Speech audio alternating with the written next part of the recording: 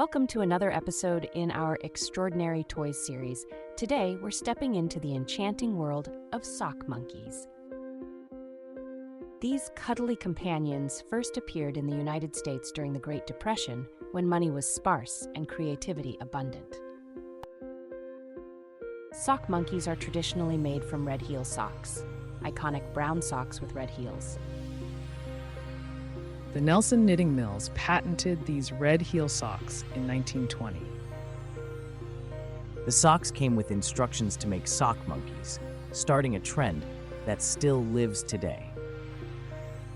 The first patent for a sock monkey toy design was granted in 1955. Vintage sock monkeys have become collector's items, with some fetching prices over $500. A sock monkey has even breached the stratosphere. NASA astronaut Robert Thirsk took one to the International Space Station. Rockford, Illinois, also known as the home of the sock monkey, hosts an annual Sock Monkey Madness Festival. This festival includes a sock monkey beauty pageant and a sock monkey creators design competition. While the classic sock monkey is brown, modern variations come in a plethora of colors and patterns. Besides monkeys, crafters have also used the sock crafting method to create elephants, bunnies, and even cats. In the 1950s, Japanese manufacturers made monkey-shaped rubber boots, influenced by the sock monkey design. Sock monkeys have made their way into pop culture, appearing in TV shows, movies, and even songs.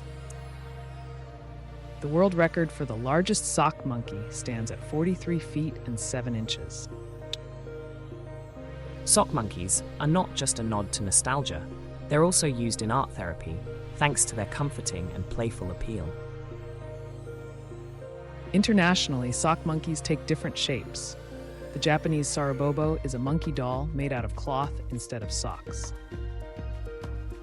In the Netherlands, a sock monkey-like figure called a sock fairy or sokpoppen is a popular children's puppet.